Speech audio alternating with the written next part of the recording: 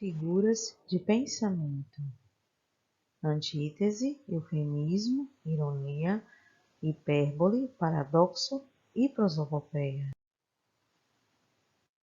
As figuras de pensamento são recursos semânticos que produzem novos recursos na interlocução e têm como função dar ênfase às ideias e pensamentos por meio da expressão. Elas são caracterizadas por enunciados que apresentam termos em sentido figurado conotativo. Podem ser classificadas em antítese, eufemismo, ironia, hipérbole, paradoxo e prosopopeia. Primeiro, eufemismo. Figura de pensamento que consiste na troca de palavras e expressões em lugar de outras, no abrandamento de uma expressão de sentido desagradável. Exemplo: o rapaz partiu dessa para melhor.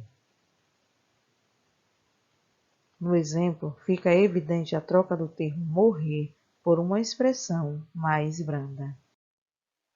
Segundo, ironia. É a figura de pensamento que consiste na inversão de sentido.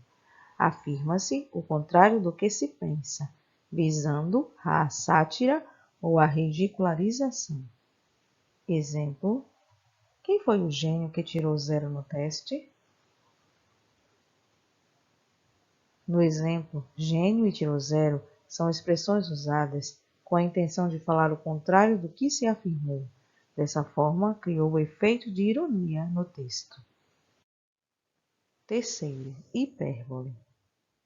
É a figura de pensamento que, por meio do exagero, procura tornar mais expressiva uma ideia. Exemplo: eu estava morta de cansaço. No exemplo, a expressão morta de cansaço foi usada para tornar mais evidente a profundidade daquilo que se diz. É equivalente a dizer: eu estava muito cansada.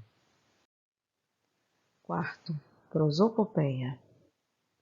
Também chamada personificação ou animismo, é uma espécie de metáfora que consiste em atribuir características humanas a outros seres. Exemplo: a lua suspirou esta noite. Suspirar. A lua é inanimada e não suspira, sendo esta uma qualidade humana. Quinto, antítese. É a figura de pensamento que consiste no emprego de termos com sentidos opostos. Essa figura cria um jogo de palavras contrárias que expressam sentimentos, emoções e sensações e é muito utilizada em contextos literários. Exemplo: Ana está entre a vida e a morte.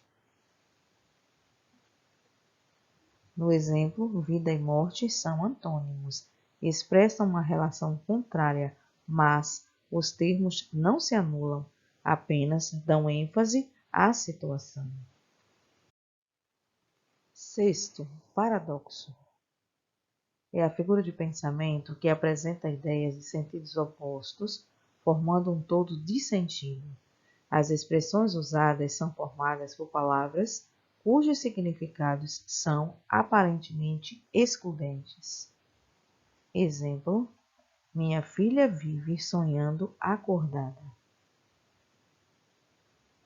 Sonhando e acordada, conceitos contraditórios na representação de uma só ideia. Diferenças entre antítese e paradoxo. Embora sejam figuras de pensamento baseadas na oposição, a antítese e o paradoxo apresentam distinções, pois o paradoxo emprega ideias opostas, da mesma maneira que a antítese. Entretanto, essa contradição ocorre entre o mesmo referente do discurso. Vejamos essas diferenças nos exemplos que seguem. Exemplo: dormir e acordar está difícil. Exemplo, estou dormindo acordada.